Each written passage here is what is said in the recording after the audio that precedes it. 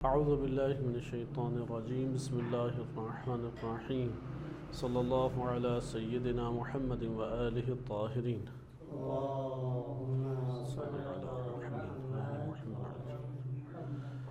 بدن برزخی کے عنوان سے سلسلہ گفتگو جاری تھا۔ آج ہم حیثیات بدن اور اس کے مختلف اعتبارات کو آگے لے کے چلیں گے۔ ہم ابھی تک کلیات پڑھ رہے ہیں، یہاں پہ چند نکات آپ کے لیے یادآوری کے لیے ضروری ہیں کہ انسان اپنے وجود میں جتنے حقائق رکھتا ہے، ہم حقائق کی جزیات سے واقف نہیں ہو سکتے، اس لیے ہمیشہ بحث کلیات کے طور پہ کرتے ہیں۔ صحیح ہے؟ چونکہ جزیات اس قدر کثیر ہیں کہ انسان کے احاطے سے باہر ہیں، چاہے یہ مادی جہان ہو یا اس سے بالاتر جہان ہو، کائنات کے اندر جزیات کا احاطہ انسان کے لیے ممکن نہیں رہتا۔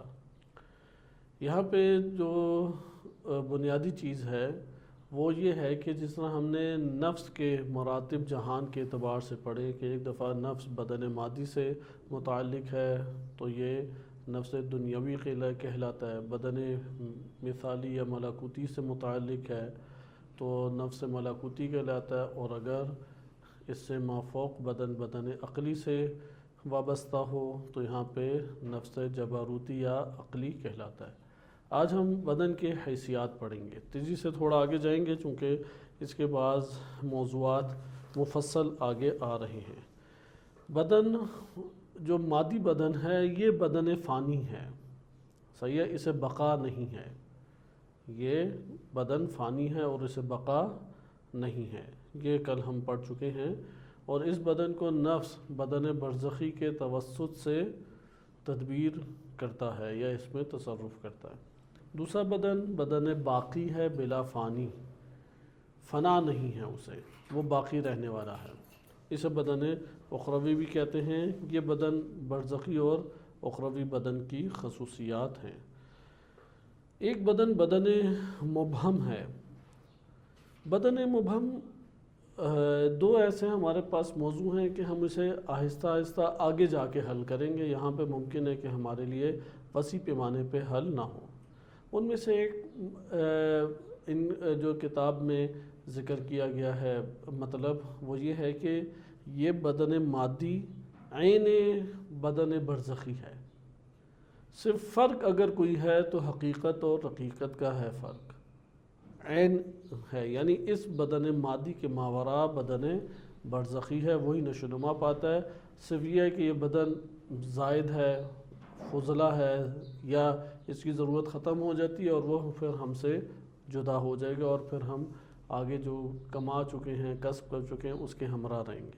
یعنی یہ بدن آغاز میں ہے، نفس کا ذاتی تعلق ہے، نفس کو اللہ سبحانہ وتعالی نے یہاں سے ہی آشکار کیا ہے، لیکن یہ نشوونما دینے کے بعد بدن برزخی کو اس دنیا سے، یعنی بدن برزخی ہی کے ذریعے سے نفس اس کو کنٹرول کرتا ہے، تصرف کرتا ہے، اور اس کے تصرفات سے بدن برزخی اپنی نشوونما اور زندگی کو مزید وسعت کے ساتھ پاتا ہے۔ یہ مطلب آگے بھی آتا رہے گا۔ یہاں پہ بدن مبہم سے مراد ان کی یہ ہے کہ بدن مبہم یعنی ہم اپنی زندگی میں دیکھتے ہیں کہ بچپن سے لے کے بڑھاپے تک یا جوانی تک یا جس عمر کے حصے میں ہم پہنچ چکے ہیں، ہمارا بدن ایک زمانے کے ساتھ ساتھ ایک حکم لگتا ہے، اور ایک چیز میں ہم اپنے اندر کوئی تبدیلی کا احساس نہیں کرتے۔ صحیح ہے؟ مثال کے طور پہ آپ دیکھیں کہ جو بچپنے میں ایک احساسات تھے، جوانی میں بھی وہ ساری یادیں موجود ہیں۔ اچھا، اب یہاں پہ انسان نے جس بدن کے ساتھ جس سارے کے سارے امور انجام دیے، وہ بدن ایک ہی ہے، لیکن ایک بدن کیا ہے کہ مادی بدن کو اگر دیکھیں تو یہ زمانے کے تغیرات کے ساتھ ساتھ متغیر ہوتا ہے، لیکن ایک بدن ہمارے پاس بدن برزخی ہے کہ جس کے اوپر زمانے کا اثر نہیں ہے ہمارا اور ہمارے ساتھ ہی ہے، اور ہم اس کا احساس بھی اپنے وجود میں کرتے ہیں کہ یہاں پہ میں تبدیل نہیں ہوا، یعنی میں ہی ہوں جو بچپن میں تھا، میں ہی ہوں جو جوانی میں ہوں، میں ہی ہوں جو دیڑھ عمر یا بڑھاپے میں پہنچ گیا ہوں، وہ اپنے آپ کے اعتبار سے دیکھتا ہے کہ وہ تبدیلی واقع ادھر نہیں ہو رہی۔ یہاں پہ یہ جو بدن ہے کہ جو زمان کے ان اثرات سے اور ان نتائج سے ماورا ہے، اس کو یہاں پہ یہ کہتے ہیں کہ یہ بدن مبہم ہے۔ بالفاظ دیگر اس کے اوپر زمانے کا کوئی اثر نہیں ہوگا۔ دیکھیں زمانے کا اثر نہ ہمارے اس بدن مادی پہ ہوتا ہے۔ جیسے ایک شخص کا بدن ہے، زمانے کی حقیقت فلسفے میں ذکر کی گئی ہے کہ وہ متصرم الوجود ہے، یعنی آنن فانن آگے کو دھکیلتا ہے، اور جس نے دھکیلا ہے وہ ختم ہو جاتا ہے۔ اس طرح سے زمانہ آگے گزرتا ہے۔ اس کی تفصیل جو ہے وہ انشاءاللہ ہم حرکت کی بحث میں کسی حد تک پڑھیں گے، صحیح ہے؟ یعنی یہ مباحث حرکت سے ایک تعلق رکھتا ہے۔ ہم نے کم کی پڑھی تھی، کم متصل ہوتا ہے، کم منفصل ہوتا ہے، اقسام پڑھی تھی۔ پھر کم متصل جو ہے وہ قار ہے، ہاں قار یعنی وہ اتصال جو ہے وہ برقرار ادھر رہتا ہے، صحیح، دودھ ہے، پانی ہے یا دیگر چیزیں، ان کی مقدار برقرار رہتی ہے۔ اور ایک ہے غیر قار۔ غیر قار مثال ہے زمانے کی، ادھر استقرار موجود نہیں ہے مقدار کا، صحیح۔ تو یہاں پہ ہے متصرم الوجود، اسے کہتے ہیں کہ آنن فانن وہ آگے جاتا ہے تو جو آگے والا ہے وہ ایجاد ہوتا ہے، پیچھے والا ختم ہوتا ہے، اور اس طرح سے زمانہ آگے گزرتا ہے۔ اب ہمارا جو یہ بدن ہے، اس بدن کی خصوصیات کو اگر ملاحظہ کریں کہ اس میں ہم محسوس کرتے ہیں میں وہی ہوں، یہ جو میں تبدیل نہیں ہو رہا، یہ اس کا یہ مطلب ہے کہ میں زمانے کی اس دسترس میں نہیں ہے۔ وہ جو زمانے کی دسترس میں آ رہا ہے ظاہری طور پہ وہ انسان کا بدن مادی کہلاتا ہے۔ البتہ اس کو بھی آگے یہ ذکر کریں گے کہ انسان کا جو بدن مبہم ہے وہ زمانے کے تصرفات سے اور تصرمات سے کیا ہے، وہ بالاتر اور منزہ ہے۔ اور یہاں پہ ایک انہوں نے اپنے طور پہ مطلب کو ذکر کیا ہے، لیکن جو مطلب ہے وہ آگے جا کے زیادہ واضح ہوگا۔ السلام علیکم ورحمۃ اللہ۔ کہ آیا یہ بدن مادی بھی اسی طور پہ ہے؟ بدن مادی آیا زمانے کے حکم سے بالاتر ہے یا نہیں؟ اس کو ہم آگے دیکھتے ہیں۔ بہرحال یہ صفحات آگے گزار کے انشاءاللہ تعالی جب حرکت جوہری کی بحث آئے گی وہاں پہ یہ زیادہ واضح سامنے آ گیا۔ یعنی ابھی ہم کوئی حکم نہیں لگا رہے، زمانے کا بدن سے کیا تعلق پیدا ہوتا ہے، آیا برزخی بدن بھی زمانے سے تغیرات سے اثرات لیتا ہے یا نہیں لیتا، اس کو انشاءاللہ تعالی آگے دیکھیں گے۔ بہرحال ہم نے 3 حیثیات بدن کی دیکھی۔ ایک بدن ہمارے پاس فانی تھا، وہ یہ والا بدن ہے، مادی بدن۔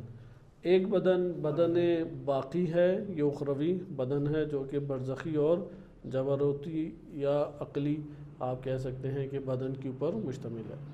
اور ایک بدن مبہم کی اصطلاح آئی ہے، اس کو ہم اپنی جگہ بعد میں حل کریں گے کہ بدن مبہم سے کیا مراد ہے۔ ظاہراً بدن مبہم سے یہی مراد انہوں نے لی ہے جو ذکر کیا۔ آیا بدن مبہم آیا مادی بدن کے اوپر بھی اس کا اطلاق ہوتا ہے یا برزخی بدن کے اوپر اس کا اطلاق ہوگا؟ بدن مبہم یعنی جو زمانے کے حکم کے دائرے میں نہیں آ رہا، صحیح ہے؟ آپ اس میں زمانے کی تقسیم کے ساتھ نہیں کہہ سکتے کہ یہ والا بدن ہے، یہ والا بدن ہے، یہ والا بدن ہے۔ تو اس تعین کے اعتبار سے ابہام پایا جاتا ہے۔ البتہ یہ مطلب ہماری اس بحث میں کتنا دخیل ہے اس کو انشاءاللہ آگے دیکھتے ہیں۔ صرف ابھی اصطلاح کی حد تک یاد رکھیں کہ ایک اصطلاح ہے بدن مبہم، 2 کو تو ہم جان چکے ہیں، کیا ہے بدن فانی اور بدن باقی۔ بدن مبہم ان 2 سے جدا کوئی تیسرا بدن نہیں ہے، حیثیت جدا ہے بس، صحیح ہے؟ ایک حیثیت سے بدن مبہم اس کا عنوان پڑ جاتا ہے۔ اچھا، اب ہم آگے جاتے ہیں اور ایک مسئلہ انہوں نے ذکر کیا ہے، تجسم اعمال عین معاد جسمانی ہے۔ بدن مبہم کی اصطلاح پھر میں عرض کر دوں کہ یہ ذہن میں رکھے کہ بدن دنیاوی کے اوپر بھی اس کا ایک اطلاق ہو سکتا ہے یا نہیں، اسے ہم دیکھیں گے، اور بدن برزخی کے اوپر اس کے اطلاق کو ملاحظہ کریں گے۔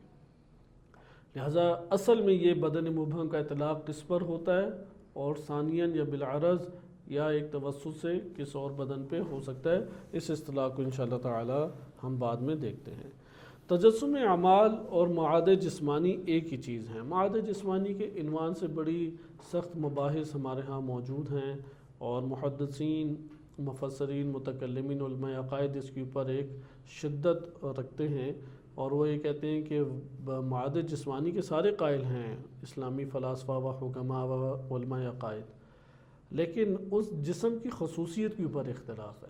محدثین اور متکلمین اس بات کے قائل ہیں کہ وہ جسم جو لوٹایا جائے گا، معاد یعنی پلٹانا، صحیح ہے، قیامت کے دن بدن کا یا جسم کا پلٹانا، تو جس میں کون سا جسم پلٹایا جائے گا؟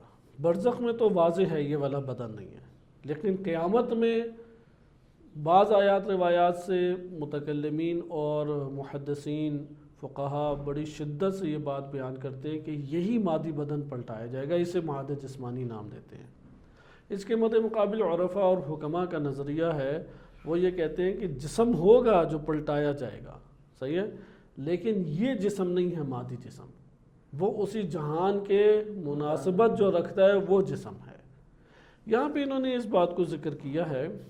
پھر تو سوال تو اٹھتا ہے نا، اگر اس جہان کے مطابق اگر کیا نام ہے جسم ہو تو اس جہان کے مطابق سزا اور عقاب اور تو اس جسم کو تو بہت سارے سوال اٹھتے ہیں اگر ہم یہ کہیں کہ یہی جسم پلٹایا جائے گا۔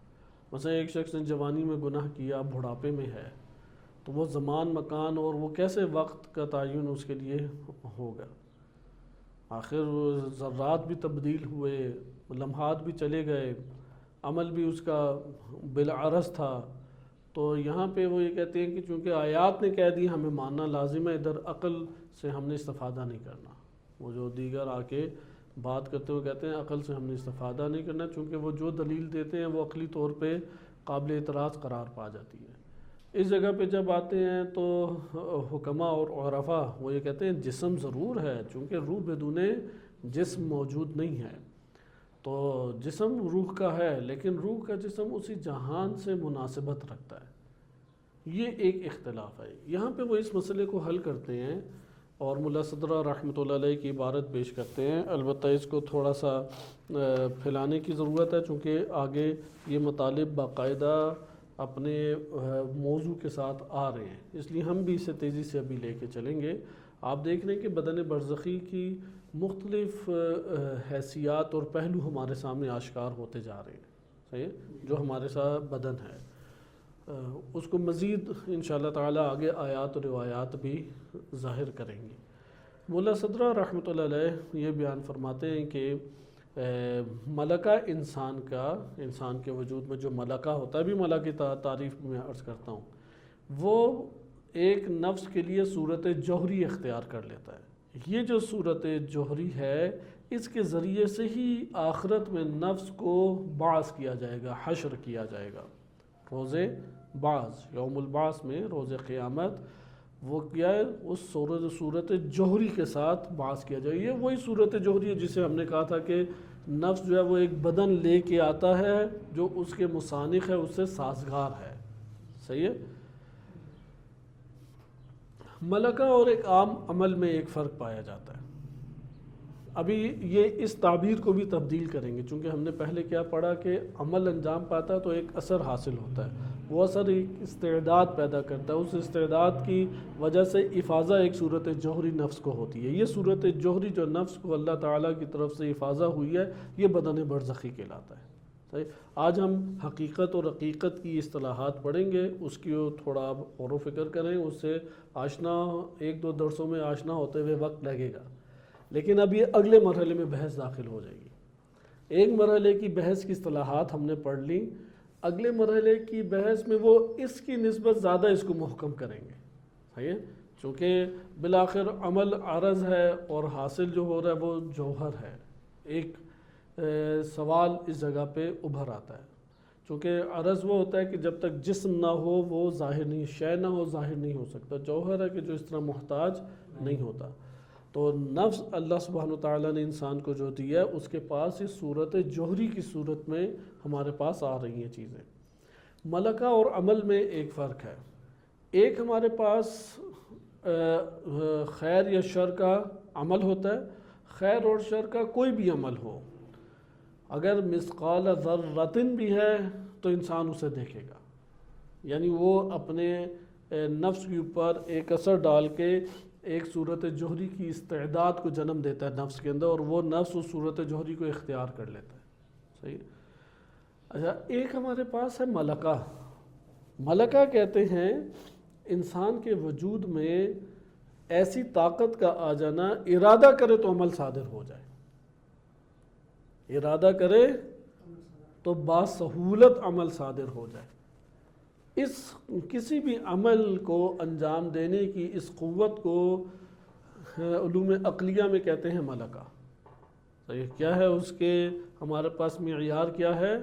نفس. چونکہ بعض اوقات نفس ایک عمل کا ارادہ کرتا ہے، اس میں مشقت اٹھانی پڑتی ہے، اس کی زحمت اپنے اندر محسوس کرتا ہے، اضطراب محسوس کرتا ہے. لیکن ایک دفعہ ایک عمل کو انسان انجام دینا چاہتا ہے، اس میں ارادہ کرتا ہے تو باسہولت وہ عمل نفس سے انجام پا جاتا ہے، صادر ہو جاتا ہے. یعنی اگر اس کی راہ میں کوئی رکاوٹ نہ ہو تو جسم سے فوراً صادر ہو جائے گا. مثال کے طور پہ بعض افراد ہیں جب ان کا دل نرم ہوتا ہے تو اس دل کی نرمی میں یا تنگی کے عالم میں اللہ سبحانہ و تعالیٰ کی بارگاہ میں وہ دعا کرتے ہیں یا خدا کا شکر ادا کرتے ہیں. ملکہ حاصل ہو گیا کہ جتنے بھی ان کے لیے واقعات سخت آئے تھے اس میں اللہ تعالیٰ کی طرف رجوع کیا، اور جب ان کی مشکل حل ہوئی تو خصوصی اللہ تعالیٰ کا شکریہ ادا کیا یا شکر ادا کیا. اب یہ انہوں نے اس قدر زیادہ کیا کہ ملکہ نفس کو حاصل ہو گیا. لیکن بعض افراد ایسے ہیں کہ جب تنگی میں ہوتے ہیں، قرآن نے یہ شکوہ کئی جگہوں پہ کیا ہے، انسانی طبع کو بیان کیا ہے. جب تنگی میں ہوتا ہے تو اللہ اللہ کرتا رہتا ہے، پکارتا ہے، لیکن جیسے ہی اس تنگی سے باہر آتا ہے، اس سختی سے باہر آتا ہے، خدا کو فراموش کر دیتا ہے. اب وہ سمجھتا ہے کہ اب یہ دوبارہ مشکل یا سختی یا اذیت تکلیف لوٹ کے نہیں آئے گی. جیسے ہم عموماً اپنے وجود میں مرض سے شفا یابی کے بعد احساسات کرتے ہیں، کیونکہ جب مرض آتا ہے اور نہیں ٹھیک ہو رہا ہوتا تو نا امیدی ایسی آتی ہے کہ یہ ٹھیک ہی نہیں ہونا، اور جب ٹھیک ہو جاتا ہے جیسے بھی صحت کے عالم میں بیٹھے ہیں کہ ہمیں کچھ بھی نہیں ہونے والا. یہ وہ نفس کے کاذب احساسات ہیں. اب آپ نے ملکہ کی مثالیں، ملکہ اور عادت میں فرق ہے. عادت بدون ارادہ بھی انسان انجام دیتا رہتا ہے. عادت اس میں ارادہ لازم نہیں ہے، بدون ارادہ بھی انسان انجام دیتا ہے. جیسے ہمارا مختلف امور میں ہاتھ ہلانا ہے، گفتگو کرتے ہوئے، دیکھنے کا انداز ہے، سونے کا انداز ہے، اس میں بہت ساری ایسی ہمارے بدن سے حرکات صادر ہوتی ہیں کہ جو عادتاً ہیں، وہ ارادتاً نہیں ہیں. اسی طرح بعض اوقات انسان کو کھانے پینے کی ایک عادت ہو جاتی ہے. صحیح ہے. وہ عادت کی وجہ سے وہ انجام دے رہا ہوتا ہے. ارادتاً ممکن ہے، مثلا آپ کتاب پڑھ رہے ہیں، ساتھ ساتھ کوئی چیز کھا رہے ہیں جو بھی آس پاس پڑی ہوئی ہے، عادتاً اسے انجام دے رہا ہے، ارادتاً نہیں ہے. لیکن ایک مرتبہ یہ ہوتا ہے کہ انسان ارادتاً عمل کو انجام دیتا ہے. جو ارادے اور اختیار سے عمل انجام پائے اور پھر اتنی کثیر مقدار میں وہ عمل انجام پائے کہ اندر قوت بن جائے. مثلا انسان 1 کلومیٹر بھاگنا چاہتا ہے، آغاز جب کر رہا ہوگا تو اسے اپنے نفس کے اندر کتنی زحمت جھیلنے پڑے گی کہ وہ بدن کو لے کے جائے. تھکاوٹ کا شدید احساس ہوگا، سانس اس کا پھول جائے گا، پسینہ اس کے لیے مشکل کھڑی کرے گا، گرمی کا ایک احساس کرے گا. یہ ساری چیزیں ہیں یا نہیں؟ لیکن وہ بالفرض 2 مہینے بھاگتا ہے. صحیح ہے. اسی قلیل وقت آدھا گھنٹہ ہر روز بھاگتا ہے. تو 2 مہینے کے بعد بھاگنے میں وہی والی اذیت محسوس کر رہا ہے جو پہلے دن حاصل ہوئی تھی، یا وہ ایک سکون اور ایک اطمینان کا احساس کر رہا ہے، اس سے ایک لذت حاصل کر رہا ہے. ارادہ کرے گا تو بھاگنے لگ جائے گا. ایسا ہے. اسے کہتے ہیں ملکہ. ملکہ کبھی بھی استمرار عمل کے بغیر نہیں پیدا ہوتا. صحیح ہے. اگر ایک عمل کو انجام دیا لیکن استمرار نہیں پایا جاتا ہے، یہ عمل خیر و شر کہلائے گا، ملکہ نہیں کہلائے گا. اس کے اپنے اثرات ہیں. لیکن اگر استمرار ایک عمل میں رکھا، مسلسل کنٹینیوسلی اس عمل کو ہم نے انجام دیا، تو پھر کیا حاصل ہو جائے گا انسان کو؟ اس عمل کا ایک ملکہ اپنے وجود میں حاصل ہو جائے گا. یہ جو ملکہ انسان کو حاصل ہوتا ہے، یہ انسان کے لیے حقیقی معنی میں وہ کھیتی بنتی ہے کہ جو اس کی روح کو آباد کرتی ہے. یعنی وہ بویا جانے والا بیج ہے کہ جو درخت بن چکا ہے. ملکہ یعنی درخت بن گیا. عام عمل یعنی بیج بویا ہے. بیج بونے کے بھی اثرات ہوتے ہیں, صحیح ہے, نتائج سامنے آتے ہیں. ملکہ اور عمل میں آپ نے ایک فرق کو ملاحظہ کیا, یہ ہمارے لیے لازم تھا, چونکہ سب سے خطرناک ترین وہ برے ملاقات ہیں اور سب سے بہترین وہ اچھے اور خیر کے ملاقات ہیں. ملاقات اصل میں انسان کی جنت اور جہنم کا حقیقی فیصلہ کرتے ہیں اور انسان کی روح کو یا آباد کرتے ہیں یا برباد کرتے ہیں. یعنی ملکہ وہ بیج ہے جس کو نشو و نما دے کے انسان نے اپنی اسی دنیا کے اندر اپنے نفس میں درخت بنا دیا تھا. اب وہ کیا کیا چیزیں پیدا کرے گا, کیا کیا چیزیں بنائے گا الگ. یا اس کو ہم ایک اور تعبیر بھی دے سکتے ہیں کہ تیل کے کنویں پیدا کر دیے, اب نکالتے جاؤ, یہ منبع اور ذخیرہ ختم نہیں ہو رہا. ملکہ کا مطلب یہ ہے. ہاں, ملکہ عبادت کا بنتا ہے. ہاں, اب اس کے اوپر ارادتاً, نماز تو ارادتاً شروع کرتا ہے, لیکن توجہ کی طرح ابھی نہیں آئی, ملکہ توجہ حاصل نہیں ہوا. صحیح, چونکہ ہر شے کے حوالے سے ملکہ کی ضرورت ہے. شروع میں تو عادت ملائکہ کیا نام ہے ارادے کے طور تو انجام دیتے ہیں, لیکن نصف نماز کے اندر تو نہیں, توجہ دیکھیں اسے آپ کے توجہ ہے نا, چونکہ نماز ارادتاً پڑھ رہے ہیں, لیکن نماز کے اندر جو توجہ اللہ ہے اس کی ہمیں صلاحیت حاصل نہیں ہو پا رہی, اور وہ ہے بھی سخت ایک عمل ہے, آسان عمل نہیں ہے. اس کے اثرات بہت گہرے انسان پہ پڑتے ہیں. اگر 2 رکعت نماز اللہ سبحانہ و تعالیٰ کی طرف توجہ کے ساتھ پڑھ لے تو اس کی بہت گہری تاثیر انسانی نفس کے اوپر برپا ہوتی ہے. وہ اللہ تعالیٰ کو چند گھنٹے تو فراموش نہیں کر سکتا, اتنی گہری تاثیر اس کی پیدا ہوتی ہے. حتیٰ کہ آپ یہ عام چیزوں میں دیکھتے ہیں, آپ ایک میسیج پوری توجہ کے ساتھ پڑھتے ہیں, دیکھیں اس کے کتنے گھنٹے اثرات رہتے ہیں, وہ بار بار ذہن میں آتا رہے گا. کسی کی بات آپ نے پوری توجہ کے ساتھ سنی اور وہ ڈھیر نہیں تھا, جیسے بھی ہم ایک درس پڑھ رہے ہیں, اس میں مطالب کا زیادہ ڈھیر لگ جائے تو ایک ہی مطلب پہ زیادہ توجہ جائے گی, زیادہ پہ نہیں. تو لہٰذا یہ انسان کے نفس کے اندر اثرات ہیں. ملکات حاصل ہوتے ہیں استمرار عمر سے, اس لیے روایات اہل بیت علیہ السلام میں وارد ہوا ہے حد اقل 40 دن عمل کو انجام دیں, چونکہ اس سے بنیاد پڑ جاتی ہے, لیکن درخت نہیں بنتا. اس لیے یہ چلہ اربعینی بار بار کرنا چاہیے. چلہ کہیں یا اسے عمل اربعینی کہیں, ایک کے بعد ایک, ایک کے بعد ایک. یعنی عمل اربعینی ایک کے بعد ایک کرنے کا مطلب یہ ہے کہ اس کو درخت بنانے کی کوشش کر رہا ہے اپنے نفس میں. بعض چیزیں انسان کی غفلت کی وجہ سے انجام پاتی رہتی ہیں, مثلا برے الفاظ بولتا جا رہا ہے, اسے ملکہ حاصل ہو جاتا ہے. انتقام ہر چیز میں لینا ہے, بے شک اپنے نفس میں لیتا رہے. غفلت میں اختیاراً تو کر رہا ہے, لیکن اب انجام سے غافل ہے, نتائج سے غافل ہے. بالکل اسی طرح جیسے ارادتاً خوراک کھاتے ہیں, لیکن چینی پہ چینی کھا رہے ہیں تو, یا میٹھے پہ میٹھا کھا رہے ہیں, اس کے نتیجے سے غافل ہے, وہ ارادتاً عمل انجام دے رہا ہے. لہذا ملکہ اگر بن جائے ایک شے تو وہ ایک ایسا منبع ہوگا جو ختم نہیں ہوگا. اگر اچھائیوں کا ملکہ ہے تو وہ اس کی بھی پیداوار ویسی ہے, جیسے بھی آپ دیکھتے ہیں مختلف جگہوں پہ گھاس پوری کاٹ دیتے ہیں, وہ پھر اگاتی ہے. اچھا, کوئی ایک چیز کاملاً آپ نے مٹا دی, وہ پھر آ گئی. وہ آپ نکالی جا رہے ہیں کنویں سے ڈول پانی کے, لیکن پانی اندر سے نکلتا آ رہا ہے جیسے چشمہ ہے. اسی لیے ملکات وہ نہریں ہیں کہ جو کبھی ختم نہیں ہوں گی. یہ ہے کہ ہر چیز کو شاداب و سیراب کر رہی ہیں. یہ ملاقات ہیں کہ جو حقیقی طور پہ مختلف طرح کے مظاہر نفس کے اجاگر اور آشکار کرتے ہیں. صحیح, انسان اس دنیا میں اصل میں ملاقات کو کسب کرتا رہتا ہے, بچپن سے لے کے تا موت وہ چار ناچار ملاقات کو کسب کر رہا ہے. چار ناچار سے مراد یہ ہے کہ بعض اوقات اختیاراً وہ عمل کو ایجاد کرنے کی طرف آتا ہے, بعض اوقات حالات ایسے بن جاتے ہیں کہ عمل کو انجام دے, ارادہ نہیں انجام دے گا. مثلا گھر میں آئے ہیں, تھکے آ رہے تھے, روٹی نہیں ہے, اب بالآخر کھانا پینا ہے, تو حالات نے ہمیں مجبور کیا جائے ارادتاً روٹی لے کے آئے. 1 دن 2 دن 3 دن تو صبر کا ملکہ جانے آنے کے اعتبار سے اسے حاصل ہوتا چلا جائے گا, لیکن ہر قسم کا ملکہ صبر نہیں حاصل ہوگا. لہذا آپ نے ملاحظہ کیا کہ ہم اسے کلی طور پہ دیکھیں, بہرحال صبر کا کسی بھی مقدار کا ملکہ حاصل ہونا وہ چھوٹی چیز نہیں ہے. ملاقات اصل میں انسان کی آباد کاری اور بربادی اس کا منبع شمار ہوتے ہیں. تو یہ ملاقات ہیں کہ جو صورت جوہری کا تقاضا کریں گے، اور جس صورت جوہری کا تقاضا یہ ملاقات نفس میں برپا کریں گے وہی اللہ تعالیٰ کی طرف سے فاضہ ہوگا. یعنی یہ وہی بھیڑیے ہیں، یہ وہی بچھو ہیں، یہ وہی کھولتا پانی ہے، یہ وہی آگ ہے کہ جو بجھے گی نہیں. یہ وہ ملاقات ہیں برے. اچھا اسی طرح اچھے ملاقات ہیں، یہ وہ بہشت ہے کہ جو کبھی ختم نہیں ہوگی. یہ ملاقات انسان کے وجود میں اثر برپا کرتے ہیں. یہاں پہ مولا ہادی سبزواری رحمۃ اللہ علیہ ان کے بیان سے ہم استفادہ کرتے ہیں. میں صرف اس کا خلاصہ آپ کی خدمت میں ذکر کر کے تیزی سے آگے جاتا ہوں تاکہ ہم وہ اصطلاح کو ہم پڑھ سکیں. لیکن اس طرف پھر عرض کیا جائے ملاقات بھی عمل ہیں، بس عمل کتنے حصوں میں تقسیم ہو جاتا ہے؟ دو.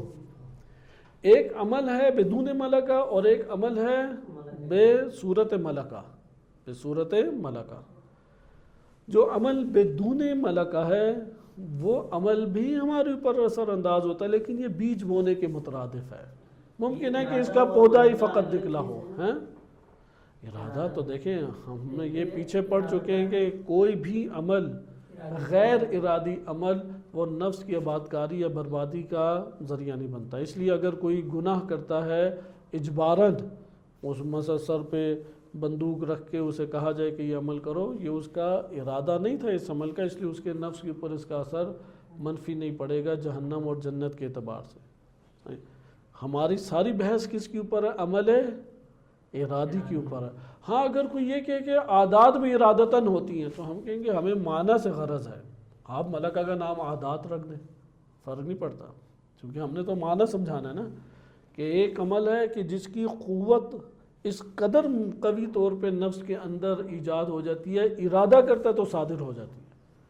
اس لیے اس جگہ پہ بہت شدید محاسبہ کرنے کی ہمیں ضرورت ہے، بہت شدید. انتقام لینا، عدم صبر ہے، بے احترامی کرنا، غرور تکبر ہے، حسد ہے، بالفاظ دیگر. ادھر ایک بڑا تربیتی پہلو بھی ہمارے سامنے آتا ہے جو ہمیں اپنی تبلیغات میں اور اپنے زندگی کے مختلف امور میں بڑا فائدہ دے گا. اگر ایک برا وصف یا اچھا وصف، دونوں میں سے کوئی بھی صفت، اچھی صفت یا بری صفت، اگر صفت ملکہ بن گئی ہے وہ فوراً زائل نہیں ہو سکتی. ملکہ کو زائل کرنے کے لیے بھی اتنا ہی وقت چاہیے. مثلا اگر کسی میں ایک اچھی صفت ہے، بڑا رحیم ہے، بڑا مہربان ہے، اگر کبھی کبھی وہ غصہ ہو گیا تو سمجھ لیں کہ یہ کوئی اور سبب ہے. صحیح ہے؟ اس لیے اس جگہ پہ اس کے اس غصہ اور اس کے اس غیر معمولی جو آپ کہہ لیں کہ میرے ساتھ ایک عمل انجام پایا، اس کو توجہ نہ دیں. لیکن ایک دفعہ ایک شخص یا ایک نفس کے اندر ملکہ تکبر بن گیا ہے، ملکہ حسد بن گیا ہے، وہ ہماری نصیحتوں سے ختم نہیں ہوگا، وہ مشاوروں کی مشاورت سے ختم نہیں ہوگا، مشاورین کی مشاورت سے وہ ختم نہیں ہوگا. وہ اپنے نفس پہ کام کرے گا تو ختم ہوگا. خود کرے گا، یا اللہ سبحانہ و تعالیٰ نے تربیت کے لیے دنیا رکھی ہے کہ اللہ تعالیٰ ایسے حالات اس کے لیے بنائے گا کہ چار نہ چار، جیسے گھر آ کے اسے روٹی لینے نکلنا پڑا، چار نہ چار وہ اس کو توڑے گا. مثلا اندر بہت بڑائی کا قائل تھا تو اب اسے گھر میں بھی ذلت، باہر آئے ادھر بھی ذلت، جہاں جہاں پہ اپنے بڑائی کا بہت زیادہ اسے ڈر تھا کہ یہاں پہ میری بڑائی ختم نہ ہو، ان سب جگہوں پہ ذلت مل رہی ہے. یہاں تک کہ قائل ہو جائے گا کہ بڑائی فقط اللہ کے ساتھ مختص ہے، اللہ سبحانہ و تعالیٰ کے علاوہ کسی کے ساتھ مختص نہیں، میری حیثیت یہی تھی. اس لیے انسان اندر سے ٹوٹتا ہے. تربیت خداوند متعال نے اس کائنات کو تربیت کے لیے بنایا ہے، نشوونما کے لیے بنایا ہے. اس لیے جو ہمارے ہاتھوں سے یا ہم اپنے ہاتھوں سے اپنے نفس کی تربیت نہیں کریں گے. وہی ایک بڑا اردو میں اچھا محاورہ ایجاد ہے، لاتوں کے بھوت باتوں سے نہیں مانتے.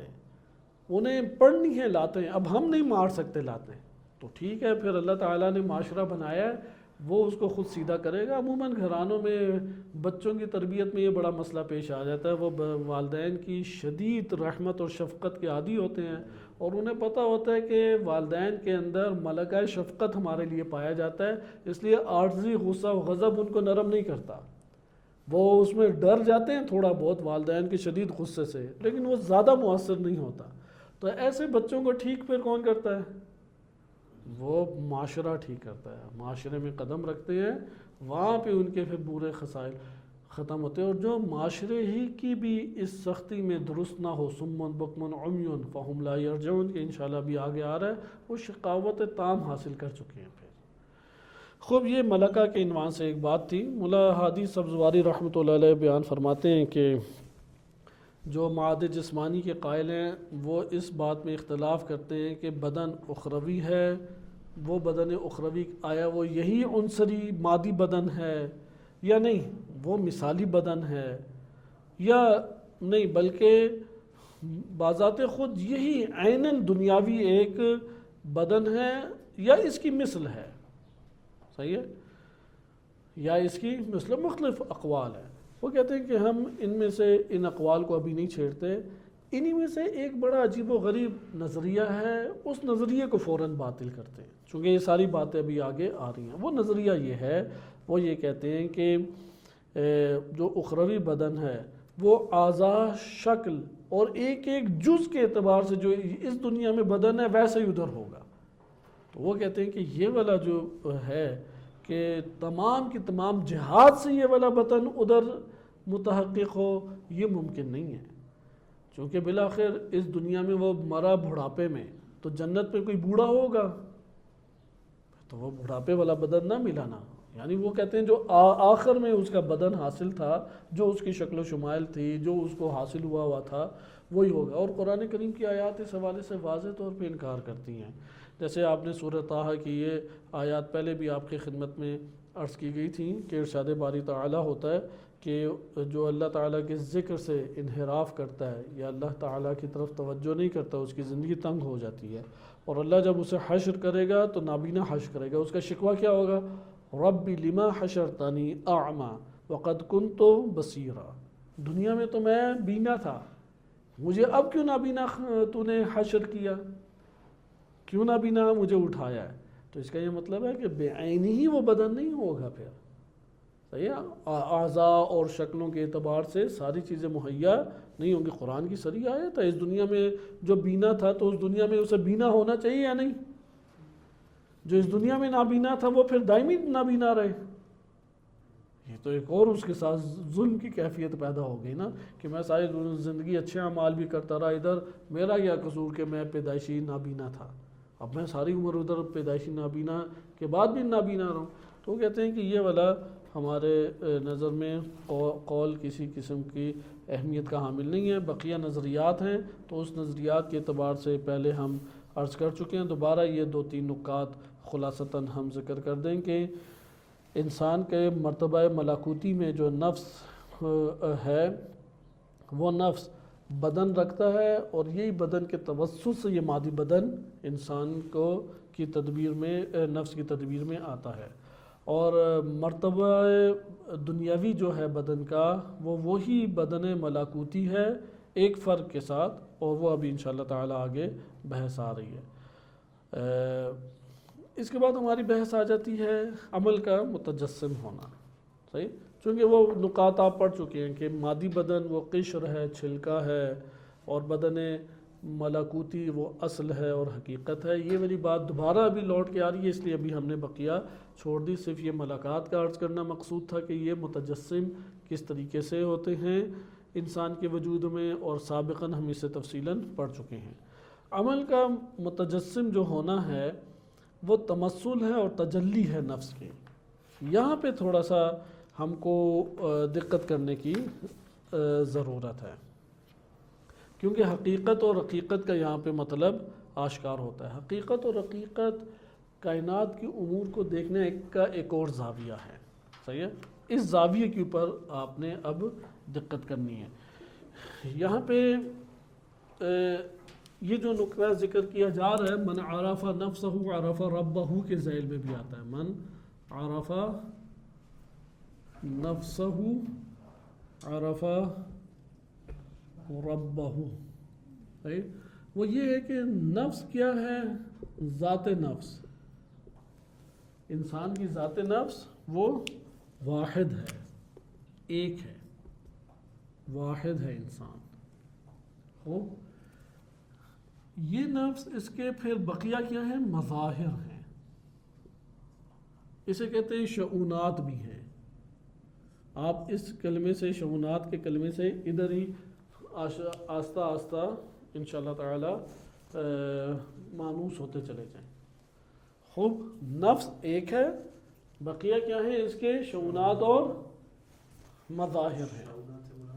وہی مظاہر، اس کے مختلف اظہار کی چیزیں ہیں، اظہار کر رہا ہے نفس. صحیح ہے؟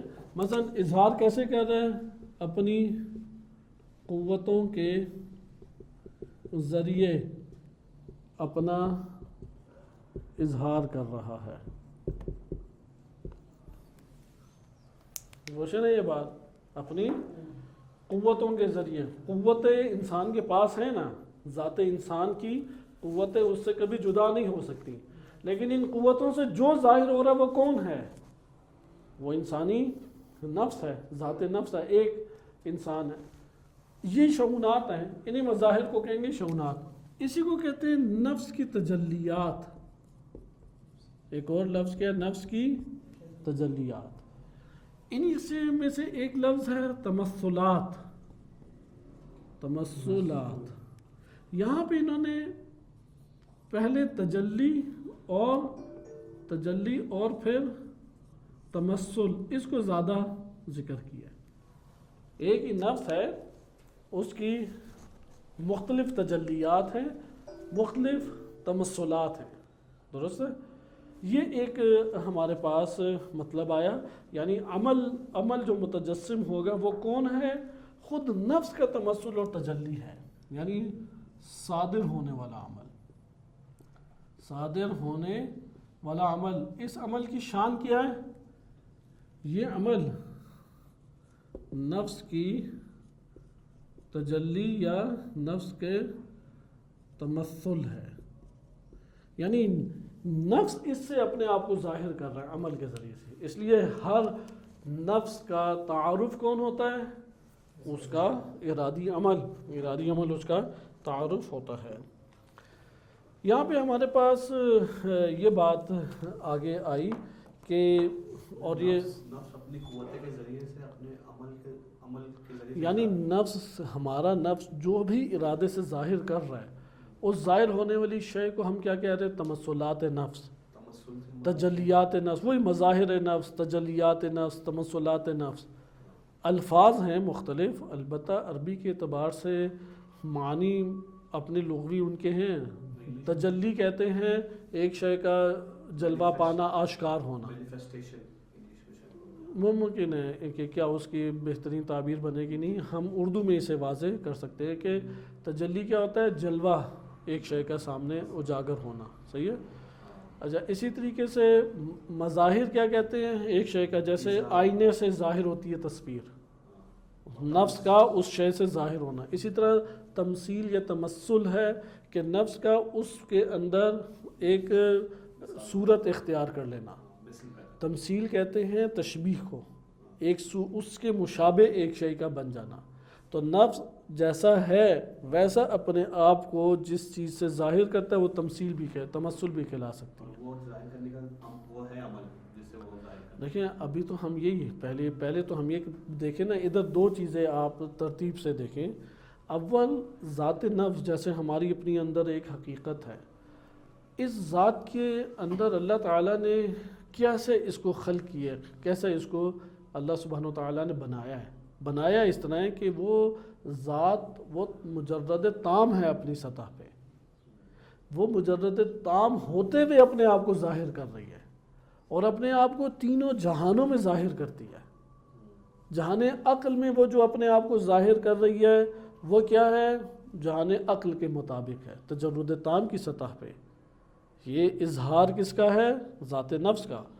اس ظاہر ہونے والے اظہار کو کیا کہیں گے ہم؟ تجلی، نفس کی تجلی. البتہ نفس کی تمثل، نفس کا تمثل. پھر وہ جہان مثال کے اوپر بھی نفس اپنے آپ کو ظاہر کرتا ہے، لیکن ادھر جو ظاہر کر رہا ہے وہ بدن برزخی کو ظاہر کر رہا ہے. نفس کس کو ظاہر کر رہا ہے؟ یہ بدن برزخی کیا ہے؟ یہ بدن برزخی نفس کی تجلی ہے، نفس کا مظہر ہے. یہ بدن برزخی نفس کا تمثل ہے. صحیح ہے؟ اچھا، اسی طریقے سے اس مادی جہان میں بھی نفس اپنے آپ کو ظاہر کر رہا ہے یا نہیں؟ کس چیز صورت میں ظاہر کر رہا ہے؟ بدن مادی، بدن مادی، کیونکہ پہلے عمل نہیں لا سکتے. نفس ظاہر کس کے ذریعے سے ہو رہا ہے؟ مثلا جیسے بچہ پیدا ہوتا ہے تو پتہ لگ جاتا ہے نا ایک ذات نفس ہے، اس ذات نفس کا اس بچے سے تعلق ہے، تو اصل محبت تو بدن سے تھوڑی ہوتی ہے، اصل تو اس کی ذات سے ہوتی ہے نا، اس لیے وہ باقی رہ جاتی ہے ذات کی محبت دل میں. تو اس دنیا کے اندر نفس کیسے ظاہر ہو رہا ہے؟ اس بدن کے ذریعے سے. عالم عقل میں جو وہ فکر کر رہا ہے، جو ابسٹریکٹ سوچ رہا ہے. نہیں دیکھیں ابھی ہم نے عالم عقل پڑھی نہیں ہے، عالم عقل کو نہیں قوتیں الگ ہیں. دیکھیں جہان عالم جب کہتے ہیں نا یہ جہان ہے، یہ جہان ہے. آپ قوت عقل پھر کہیں، قوت عقل میں مثلا آپ ایک دفعہ کہتے ہیں کہ مادی جہان بڑا وسیع اور خوبصورت ہے اور مادی جہان دیکھتا ہے. آیا مادی جہان دیکھتا ہے، یا آپ کہیں گے میرے پاس دیکھنے کی یہ قوت ہے؟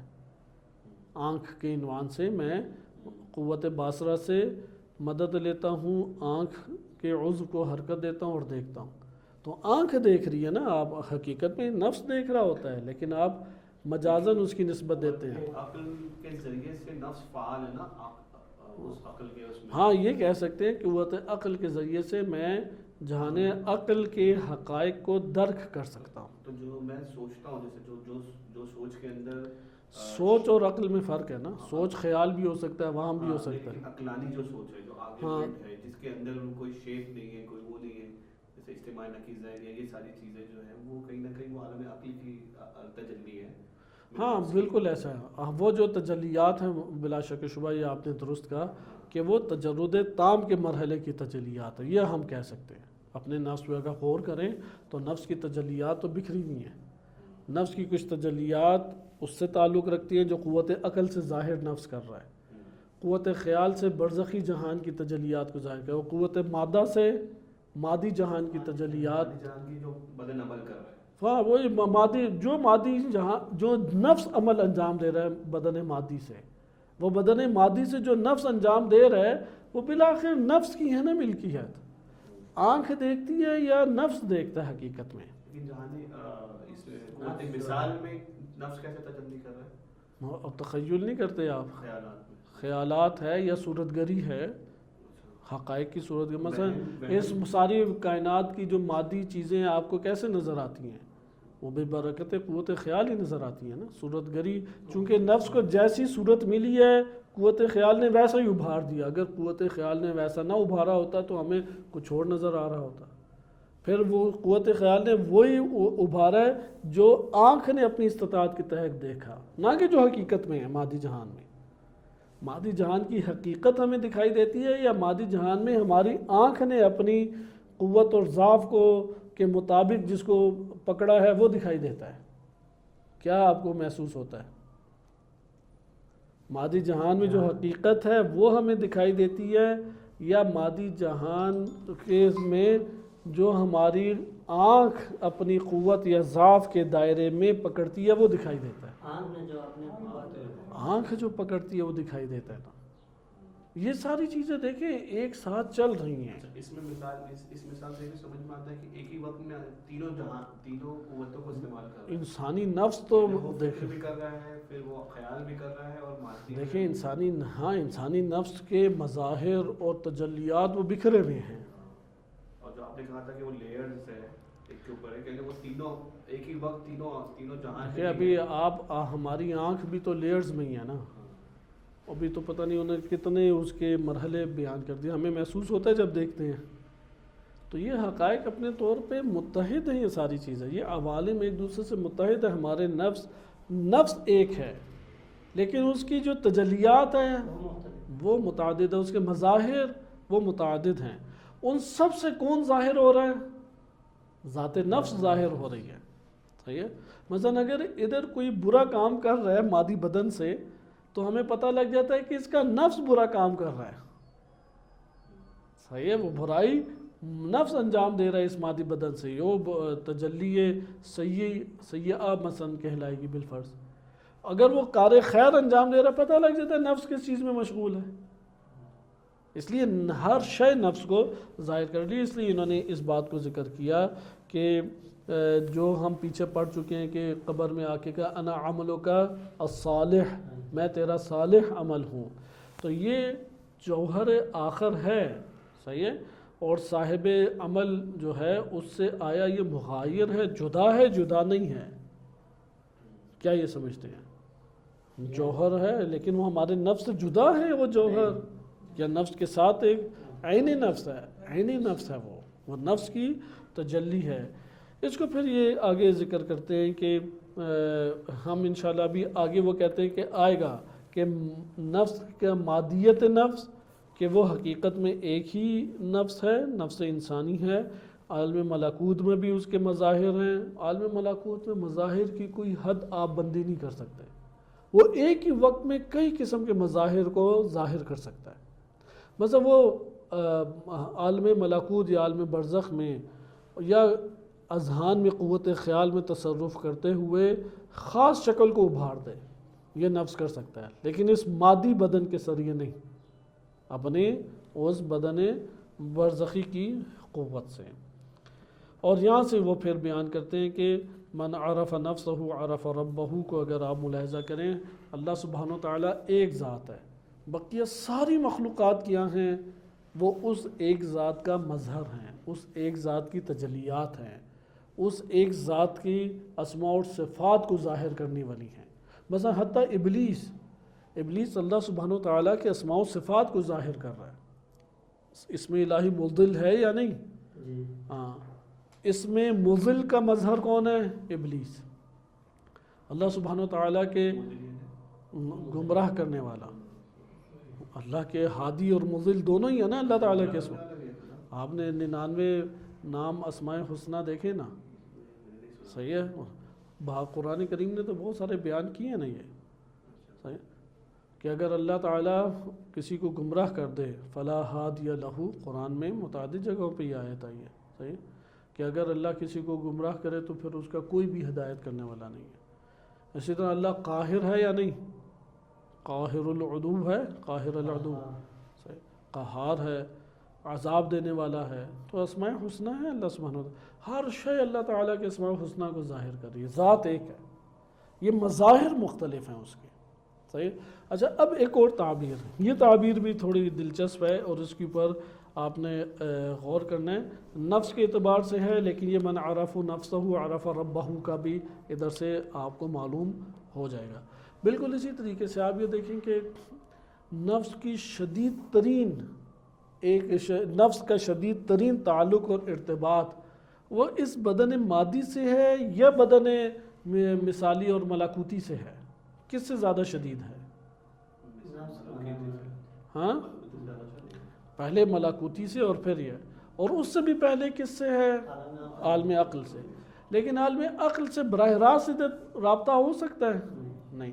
اسی طرح سے اللہ سبحانہ وتعالیٰ نے مخلوقات کو جو خلق کیا ہے اس جہان مادی اور اللہ تعالیٰ کی وہ جو شان عظمت ہے اس کے درمیان مسانخت نہیں ہو سکتی جب تک اللہ وسائط نہ خلق فرمائے۔ اس میں اللہ تعالیٰ کی طرف سے نہیں ہے مشکل کس کی طرف سے ہے؟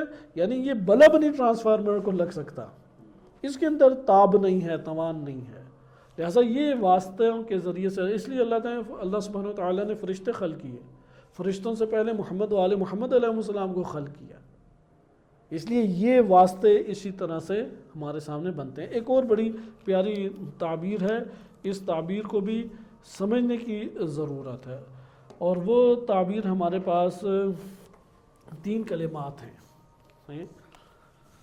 ان میں سے پہلا جو ہمارے پاس ہے کلمہ وہ ہے شعاع، دوسرا ہے ظل، اور تیسرا ہے مرآتی یعنی آئینہ۔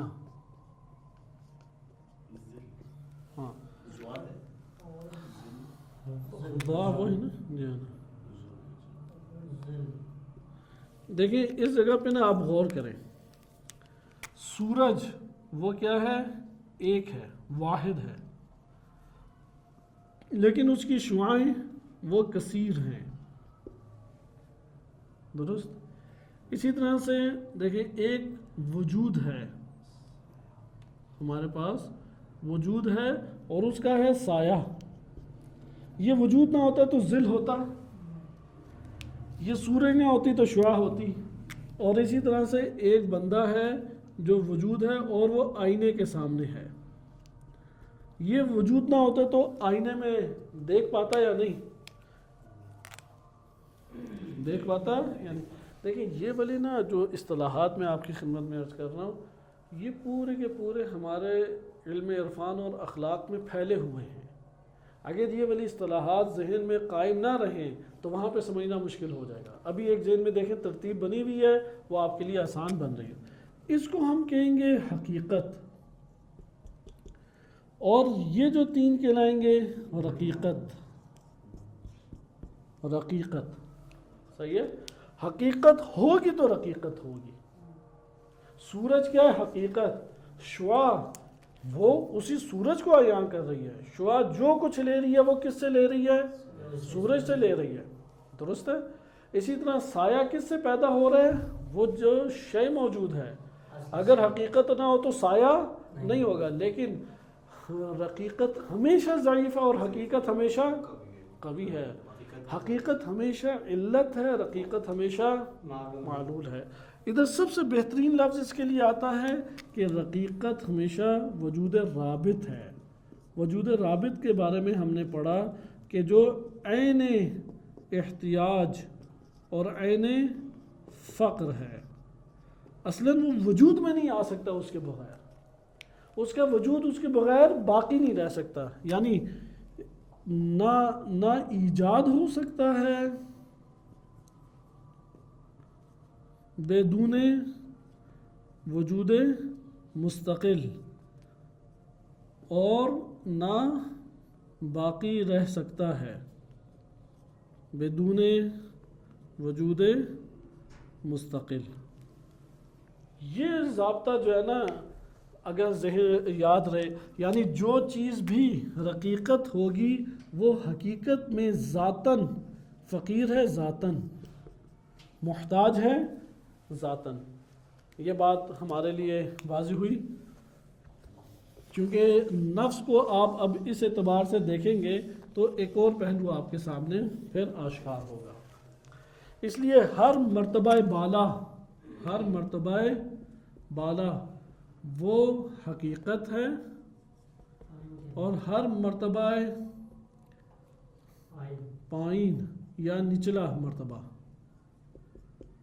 صحیح ہے، نچلا مرتبہ وہ کیا ہے؟ رقیقت ہے۔ بالفاظ دیگر ہر مرتبہ بالا وہ مستقل ہے، اور ہر مرتبہ پائن وہ وجود رابط ہے، یعنی اگر یہ نہیں ہوگا اوپر والا تو یہ بھی نہیں ہوگا۔ یہ حقیقت اور رقیقت کی ہمارے پاس تعبیر آتی ہے۔ اسی سے وہ خداوند متعال کے لیے بھی معرفت کا پہلو سامنے لے کے آتے ہیں۔ آئیں ابھی ہم ایک دو چیزیں اس میں تیزی سے دیکھیں تاکہ یہ والی اصطلاحات ہمارے لیے اجاگر ہو جائیں۔ انسانی نفس جو ہے، اب غور کریں، انسانی نفس وہ تجرد تام کے مرحلے پر ہے، بلکہ اس کو لکھ لیں تو بہتر ہے، تجرد تام، صحیح ہے، نفس ذات نفس جسے آپ حقیقت انسان بھی کہتے ہیں۔ اس کا پہلا مرتبہ کیا ہے؟ تجرد تام، اسے کہتے ہیں مرتبہ عقلی۔ یہ مرتبہ عقلی کیا ہے؟ حقیقت۔ اگر اس کو پائن اور نیچے کے اعتبار سے دیکھیں تو یہ مستقل ہے۔ نمبر 2، جو تجرد ناقص ہے یعنی بدن برزخی، یہ بدن برزخی کیا ہے؟ یہ اسی کے لیے رقیقت ہے اور رابط ہے، وہ اس کے ساتھ متحد ہے، جڑا ہوا ہے وہ، صحیح۔ بس یہ علت ہے اوپر والا اور یہ اس کا معلول ہے۔ اسی طرح تیسرا آ جاتا ہے ہمارے پاس مرتبہ مادی، جسے طبیعت بھی کہتے ہیں، صحیح۔ یہ کیا ہے؟ اب یہ اوپر والا حقیقت ہے اس کے لیے، لیکن نیچے والا کیا ہے؟ رقیقت ہے، ضعیف ہے، محتاج ہے، اور وجود رابط ہے کہ جب تک یہ اس کے لیے باقی ہے تب تک رابطہ ہے، جب وہ اپنا رابطہ اس سے توڑ دے گا تو یہ باقی رہے گا. اسی لیے موت کا وقت کیا ہوتا ہے؟ یہ اپنے یہ حقیقت اپنا رابطہ کیا ہے وہ منقطع کاٹ لیتی ہے. تو پھر یہ ہمارے پاس رقیقت تھا، یہ معلول تھا، یہ ضعیف تھا، تو یہ کیا ہو جاتا ہے؟ یہ ختم ہو جاتا ہے. لہذا یہاں سے ایک حقیقت چل رہی ہے، یہ مستقل ہے اس کی نسبت، یہ اس کی نسبت مستقل کو نہیں چاہیے معلول.